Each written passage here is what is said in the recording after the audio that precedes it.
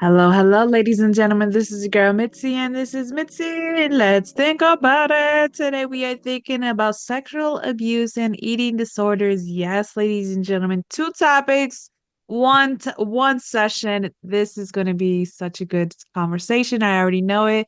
Thank you so much, Patty, for coming on to my show. She will be here to help us think about this in another light so that we can keep on thinking. So, Patty, let's go ahead and dive right in. When you think of sexual abuse and eating disorders, what does that make you think about?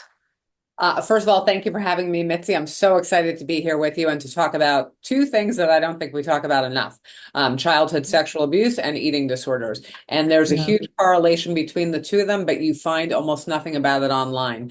And you started by asking me a really interesting question. What do I think about when I think about it? And I would say to you, based on my own personal experience, I never thought about the two together. And I struggled with my weight for many years. I was sexually abused as a child. Starting in my teens, I started gaining and losing 50 to 75 pounds every 2 years. I did it for 20 years, didn't know why. Was a great dieter, always lost the weight, but couldn't maintain it. And it was only when I was 38 that I thought, oh my God, I'm going to be doing this for the rest of my life unless I figure out why. Like, because it's not too Yeah. hard to lose weight, right? Like, it's calories in, calories out. It's not like it's rocket science, but I couldn't maintain it. And it was only when I started working with a therapist who dealt with eating disorders, who also had a background in trauma, that we kind of went through my history, which, if anybody has never been to therapy before, that's kind of what you do. They get to know you, they want to know your life experiences, what makes you you. And Hmm. we landed on my childhood sexual abuse, and she was like, your weight is a symptom of that. And I tell you, Mitzi, I could have been locked in a room by myself for 100 years. I never would have come to that conclusion. I never would Yeah, have made the connection. I never would have figured it out. absolutely. And I think that is something that we don't correlate together. And that's the reason why when you brought this topic up, I was just like, why would I say no? I would be doing myself and the world a disservice for us to not talk about and think about this topic because right there, when you said that your therapist was able to correlate the two together to give you the reason why. And it just makes sense because so many people don't realize what well, why they're eating much or why they're not eating enough or you know what I mean? Every scenario is going to be different, obviously, because we live a very subjective life, but we Yeah. all are some way, shape, or form affected by trauma. You know what I Yes. mean? And that's Yes. something that's going to be an equal ground for every human being is that you're going to have some type of trauma. And how you handle that trauma and how you perceive that trauma will determine steps and repercussions and things later on in your life that will linger. And I'm curious, how did you start healing this relationship with food then? First, I want to just touch on another thing he said, because he's just said such another great thing. And that is, truly, we all have trauma, and there's big trauma, little trauma, right? I mean, that's the human condition. Like, living life is painful. But I would say no matter what your trauma, whether we choose to self-medicate, right? And Yeah. because it's painful. So it could be food, it could be drugs, it could be alcohol, it could be gambling, it could be sex. I mean, take your pick, right? And it Yeah. doesn't matter what kind of abuse you suffer, physical, emotional, mental, sexual, whatever, everything leaves its mark on you. And so as we try to, like, distance ourselves from the pain and we self-medicate, we pick these different things to help us dull that. And I would say straight away to anybody who found themselves in the same cycle as me, where you're in the same battle repeatedly and you're not making traction, chances are you are not addressing the root cause. Like, nobody's Hmm. perfectly happy and decides to become an alcoholic, or perfectly happy and becomes a drug addict, or loses all their money gambling, right? There's something else driving it that's much more painful than what you're doing to yourself. And you'll need to, Yeah. like, be able to get down there and dig into it. And I will say, I was very tortured by my weight and the way I looked. I'm female. I think that's part of the world we live in too, right? Like, it's, Yeah. I could be thinner, I could be prettier, I could be whatever. I was Yeah. really very tortured by the way I looked. And honestly, once we started dealing with my childhood sexual abuse, my weight became the easiest thing to manage. Which is not to say I didn't still struggle with the way I Yeah. looked and hated the way I looked, but it was just on a much smaller scale.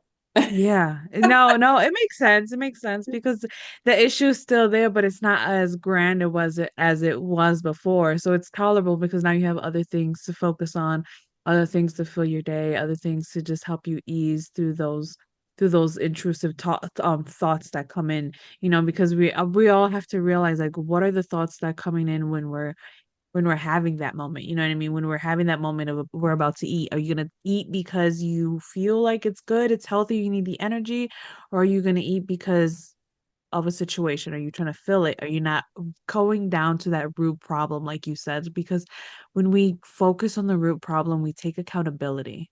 You know what I mean? And we take and then it allows us to honor what is really going on. And I think when we take that power back within ourselves, it allows us to heal along at the same time. What do you think on that? Well, I think, it is interesting. My shrink used to say to me all the time because I would come in and the way there's a couple things that I want to say in response to what you said. One of them is that I think for me, because I was sexually abused as a child and I felt ruined, I think in a lot of ways I viewed my body as the scene of the crime. So I hated my body, right? I think I had that definitely as an undercurrent for me. So I was very fixated from that perspective. But so I would go into her office, and even after I had lost the weight and maintained it, I would still, if I gained 5 pounds and my weight would fluctuate like 10 pounds, I was tortured by it. And she used to say to me, she was like, it's just a distraction. You do this all the time. Like she was so bored by me talking about my weight and my binges because she's like, it's a distraction. And even though I made so much progress, it's like you still always go back to your go-tos, right? It's like kind of like the devil you know is better than the one you don't. It's a pain you're used to. Yeah, exactly. It is a pain you're used to. That's funny that you say that your therapist was just already okay, come on now, something new, please, something new. So when it comes to your sexual abuse, what is something that you have gained from this? You know what I mean? From now that you explored it with a therapist. How do you feel now where you are today? I think that I am night and day compared to where I used to be in terms of I'm so much more open. And I used to be very, very controlling, which I also think is not unusual for anybody who's had any kind of Yeah. trauma, right? You want to control your situation, you want to control the Mhm. people you're around. Yep. And so I'm much more flexible than I used to be, which is great. I will say though, I definitely feel like, you are informed by the things that happen to you. And there's flip sides to what I'm going to say. I am one side of the coin. I think that people who don't feel like they had boundaries around themselves either grow up being very protective of those boundaries and don't want anybody in, or it's just the opposite. They feel like they have no control, so everybody has access. So I think you have people who are either wildly promiscuous or very, live a monastic Hmm. existence. And I am definitely in that camp. I will never be promiscuous. It's just not who I am. And I think Hmm. that me meeting men, while it's certainly much easier, I'm still wary, right? Like I think that's just always going to be part of who I am. Like, what do you want? What do you want? Yeah. Yeah, I see what you're saying, and I think that's something real. You know what I mean? That people really need to realize, like, it just with time you just modify your thoughts with it. With time you just modify the way that you act. You know what I mean? The way that you perceive and you move through life, and it doesn't define you. It's not all that you are, but it's like it is what it is at this point. You know what I mean? And you're learning how to adapt with it as it comes because at the end of the day, no one's perfect. You know what I mean? No one's perfect. And we're all Exactly. trying to figure it out along the way. So I'm curious, what is one of your biggest pet peeves in life? In life. Yeah. Oh, I have so many. I have so many. I don't like it when people take advantage of other people. And I think that I'm very good at protecting myself, although my one failing that I always perceived was my ability to protect myself with men. And back to kind of your other question, for many years I locked myself away because I didn't trust myself to set the boundaries I wanted. So I just locked myself away.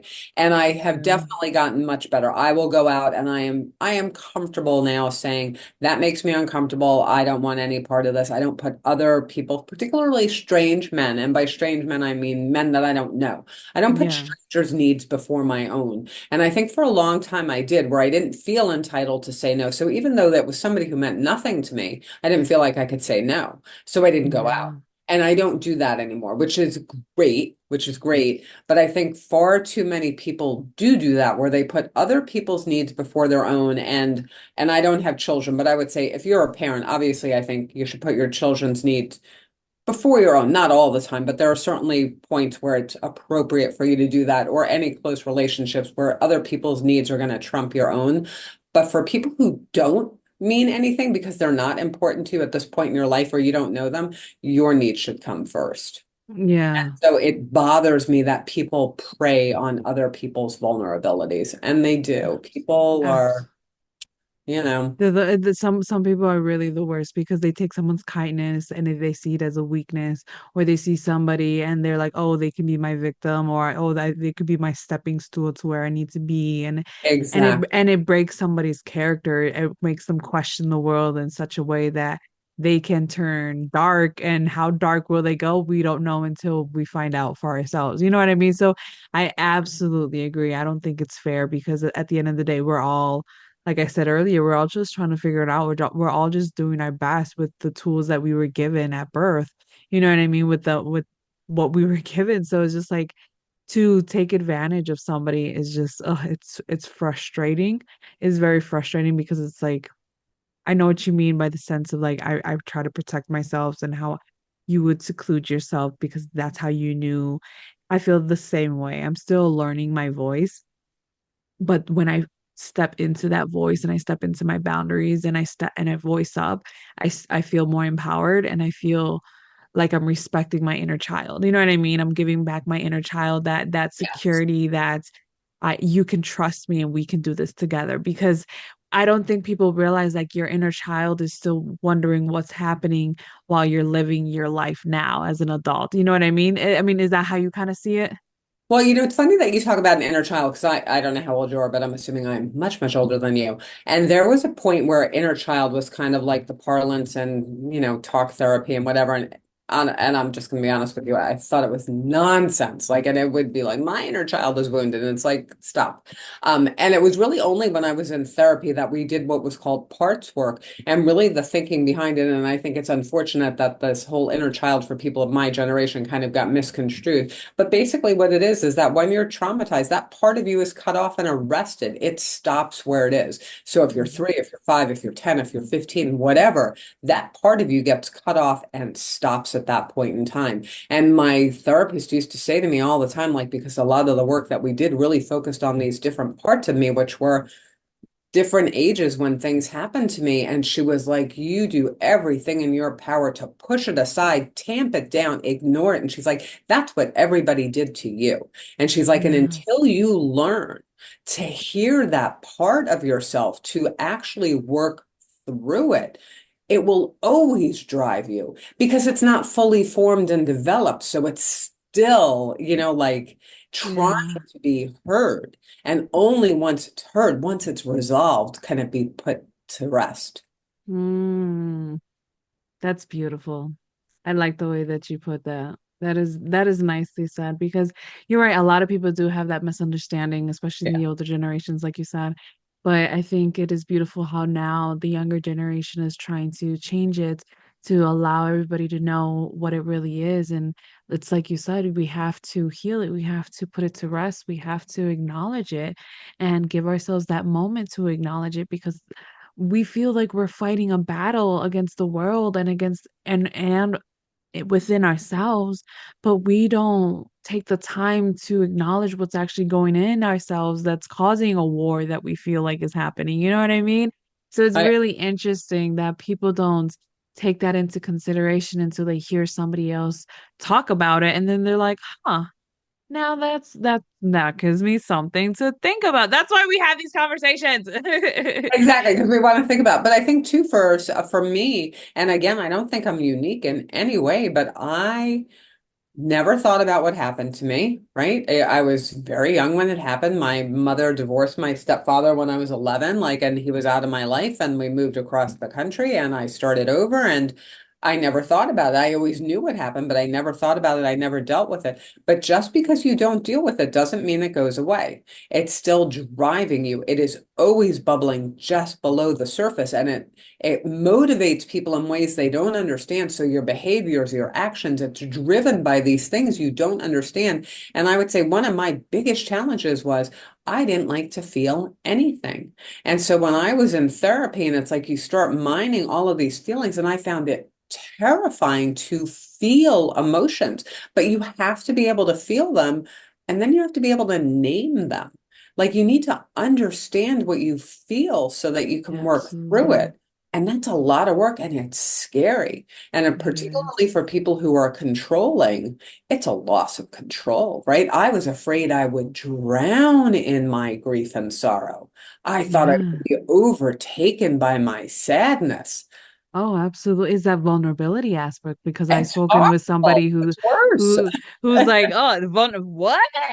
No, what? They like walk away with a 10-foot pole. No way, no how. But you're absolutely right. That is something that we all really need to consider, you know what I mean? And really marinate this thought about just sitting with your emotions and just feeling it because I realize that emotions are a hidden blessing. You know what I mean? Because not everybody actually gets to feel them, like you said, Nope. because so many people want to feel numb. And some people, unfortunately, are actually born with the incapability to feel certain emotions. Very rare, but still happens. You know what I mean? So, with that being said, you have to appreciate these emotions that come through you because sometimes they're warning you, sometimes they're guiding you, sometimes they're allowing you to be free, sometimes they're letting you know it's okay. But it's like if you don't recognize these emotions when it's happening, then you're going to feel uncontrolled, or you're going to feel numb, or you're going to feel like a robot. Like you feel safer by by not having emotions and not reacting as the rest of the world. But in reality, it's like you're not allowing yourself to really experience the world.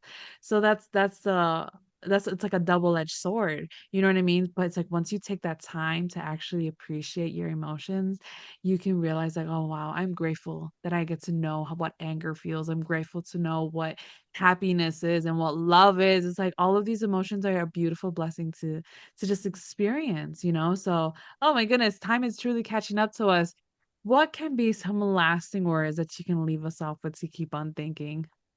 I would say a few things. One of them is if you are sexually abused as a child, and it's a horrifying statistic, 1 in 3 girls, 1 in 5 boys under age 18. That's like horrifying.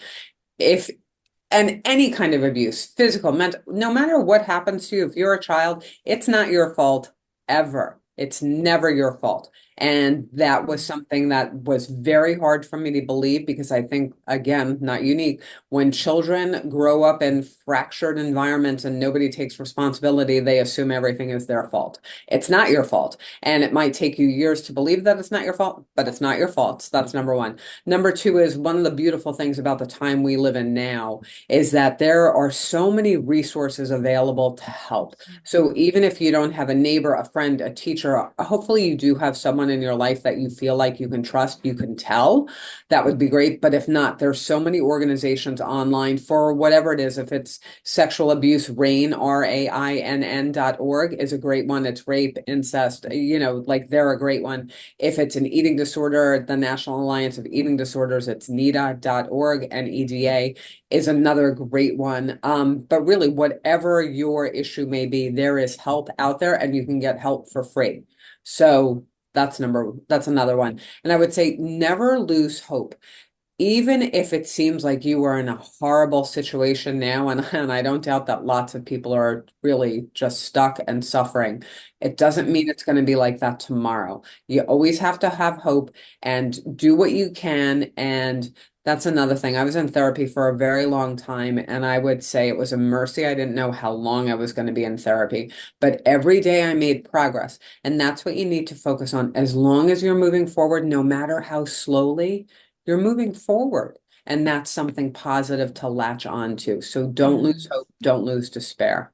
Oh, I love that last one. Absolutely. We have to remember that. It's the little milestones. And if you set those little milestones, praise them. Nobody else has to know. Nobody else has to know that Exactly. your goal on that list was just to just put the clothes in the basket. No one has to know. If you did it, then you know what? Congratulate yourself. Sit down for 5 minutes, whatever it is, but praise what those little steps are because nobody knows how much you have to talk yourself just to do something so simple from somebody else's perspective. You know what I mean? Everybody moves Absolutely. differently. So I Nobody else. love that. Nobody Love else that. is walking in your shoes. And I would say the other thing too, if you do find yourself battling it, and food is a hard one because it's so readily available and it's Yeah. also very acceptable in a lot of ways, right? Like nobody's going to really think to, although we are terrible with the way we fat shame people. But other than that, so I would say no matter what your issues are, because we did kind of start out talking about eating disorders, perfection is an impossibility, right?